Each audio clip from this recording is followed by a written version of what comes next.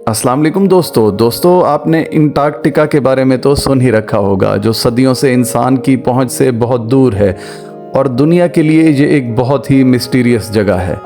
चाहे यहाँ मौजूद ब्लड वाटरफॉल्स हों, मिस्टीरियस एनिमल्स हों या अंडरग्राउंड लेक्स हों, और बर्फ़ के नीचे दबे हुए पूरे शहर भी यहाँ मौजूद हैं। अंटार्कटिका के बारे में बहुत सी ऐसी मिथ्स हैं जिनका आज तक पता नहीं लगाया जा सका। ये दुनिया का वो वाहिद कॉन्टिनेंट है जहाँ कोई इंसान नहीं रहता, क्योंकि यहाँ का टेम्परेचर -डिग्री सेल्सियस तक पहुँच जाता है। इसके अलावा यहाँ पर 300 किलोमीटर पर घंटा की स्पीड से बर्फ़ के तूफ़ान भी आते रहते हैं। ये दुनिया का सबसे ड्राई कॉन्टिनेंट भी है। ये इतना ड्राई है कि इसको डेजर्ट भी कहा जाता है, क्योंकि यहाँ पर सिर्फ 51 मिलीमीटर बारिश होती है। इस सब के बावजूद दुनिया के बहुत से मुल्क यहाँ का कंट्रोल हासिल करना चाहते हैं। अंटार्कटिका की हर साइड को कोई ना कोई बड़ा मुल्क क्लेम करता है, लेकिन इसकी वजह क्या है? बर्फ़ की इस तह के नीचे आखिर ऐसा क्या है कि दुनिया के सुपर पावर्स इसका कंट्रोल लेना चाहते हैं? इस वीडियो में आज हम आपको ये सारी मिस्ट्रीज़ बताएंगे और हम ये भी खोज लगाएंगे कि इसको असल में किसने डिस्कवर किया था और इस बर्फ़ के नीचे आखिर ऐसा क्या राज है जिसे दुनिया की सुपर पावर्स जानती हैं और इसलिए यहाँ का कंट्रोल लेना चाहती हैं। ब्रिटिशर्स कहते हैं कि अंटार्कटिका उन्होंने डिस्कवर किया, जबकि रशिया ये क्लेम करता है कि यहाँ सबसे पहले उन्होंने कदम रखा था। लेकिन अंटार्कटिका का जिक्र आज से कई हजार साल पहले ग्रीक के फिलोसोफर एरिस्टोटल ने किया था, जब उसने कहा था कि ज़मीन गोल है और नॉर्थ पोल और साउथ पोल एक दूसरे के मिरर्स हैं और एक जैसे ही हैं।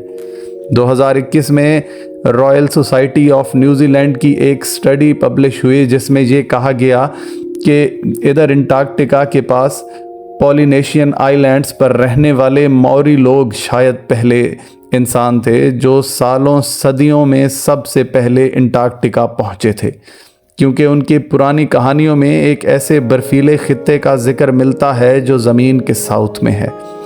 हिस्ट्री के मुताबिक ब्रिटिश ऑफिसर जिसका नाम जेम्स कुक था, जिसने पहले न्यूजीलैंड को भी डिस्कवर किया था, वो सबसे पहले अंटार्कटिका के करीब पहुंचा था। लेकिन वो अंटार्कटिका तक ना पहुंच सका था, क्योंकि अंटार्कटिका से 130 किलोमीटर पहले ही उसने अपना जहाज़ वापस मोड़ दिया था, क्योंकि उसको वहाँ फ्रोज़न वाटर और बर्फ़ नज़र आ गए थे, लेकिन ये खित्ता नज़र नहीं आया था। और ऐसे फ्रोज़न पानी में शिप को आगे ले जाना बहुत ख़तरनाक था, इसलिए उसने कहा था कि इस सदर्न कॉन्टिनेंट तक पहुँचना इतना ख़तरनाक है कि शायद ही कभी कोई इंसान यहाँ पहुँच सके। कुक के बाद और भी बहुत से लोगों ने यहाँ तक पहुँचने की कोशिश की, लेकिन कामयाब ना हो सके। फिर 19वीं सदी के आते ही दुनिया एक न्यू वर्ल्ड बॉर्डर की तरफ बढ़ रही थी और कंपटीशन बहुत बढ़ चुका था, क्योंकि दुनिया के जितने भी मुल्क थे वो नए ट्रेड रूट्स और नई जगह ढूंढ रहे थे जहां से उन्हें नए रिसोर्सेज मिल सकें। रिसोर्सेज और नए ट्रेड रूट्स डिस्कवर करने और तरक्की के लिए हर मुल्क चाहता था कि वो सुपर पावर बन जाए। इकोनॉमिक जंग चल रही थी, इसलिए नए खित्ते एक्सप्लोर किए जाने थे। ऐसे में 1819 में रशिया की गवर्नमेंट ने अपने एक एक्सप्लोरर को ये टास्क सौंपा कि वो पूरी दुनिया के गिर्द चक्कर लगाए और नई कंट्रीज़ और कॉन्टिनेंट्स डिस्कवर करे। इसका नाम फैबियन था। 1820 में फैबियन ने कैप्टन कुक के रूट पर ट्रैवल किया और अंटार्कटिका के बहुत करीब पहुंच गया और उसको बहुत करीब से देखा। उसने अंटार्कटिका पर कदम तो नहीं रखा था, लेकिन वो पहला इंसान था जिसने हिस्ट्री में इस जगह को पहली बार करीब से देखा था। फिर उसके बाद 1900 से 1920 तक बहुत से एक्सप्लोरर्स ने वहाँ का रुख किया। ब्रिटिश एक्सप्लोरर जिसका नाम रॉबर्ट फाल्कन था, वो 1911 में अपनी टीम के साथ वहाँ पर उतरा और तकरीबन 400 मील तक आगे गया, मगर फिर ख़राब मौसम और ख़ुराक की कमी की वजह से उसको वापस लौटना पड़ा। मगर वापसी का ये सफ़र बहुत ख़तरनाक था। वो और उसकी टीम सब सर्दी और बर्फ़ानी तूफ़ान की जद में आ गए थे, जिस वजह से उनकी वहीं मौत वाक़ हो गई थी। वर्ल्ड वॉर 1 के बाद बहुत से मुल्कों ने यहाँ अपनी टीम्स भेजी और इसको क्लेम करने की कोशिश की। हत्ता कि 1939 में हिटलर के कहने पर जर्मन जहाज़ों ने यहाँ पहुंचकर ऊपर से फ्लैग्स गिराए ताकि इस एरिया को जर्मनी के कंट्रोल में दिया जा सके। वर्ल्ड वॉर II के बाद बहुत से मुल्कों ने यहाँ अपने रिसर्च सेंटर्स बनाए और यहीं से फिर अंटार्कटिका के बारे में मिस्टीरियस डिस्कवरीज होने लगी। अंटार्कटिका के बारे में बहुत सी मिस्टीरियस डिस्कवरीज हुई थी। माहिरीन का कहना है कि किसी ज़माने में यहाँ बर्फ़ नहीं होती थी बल्कि यहाँ जंगल होते थे। इंपीरियल कॉलेज ऑफ लंदन के माहिरीन के मुताबिक इनको यहाँ पर फॉसिल्ड वुड मिली, जिससे पता चलता है कि तकरीबन 90 मिलियन साल पहले अंटार्कटिका एक गर्म खित्ता था जहाँ पर बहुत ज़्यादा जंगल हुआ करते थे। उसके अलावा इन्हें यहाँ कुछ ऐसे कीड़ों के फॉसिल्स भी मिले जो सिर्फ गर्म इलाकों में पाए जाते थे। दूसरी बड़ी मिस्ट्री ये है कि इस 3 किलोमीटर की बर्फ़ के नीचे तकरीबन 400 से ज़्यादा लेक्स मौजूद हैं जिनका अपना इकोसिस्टम है।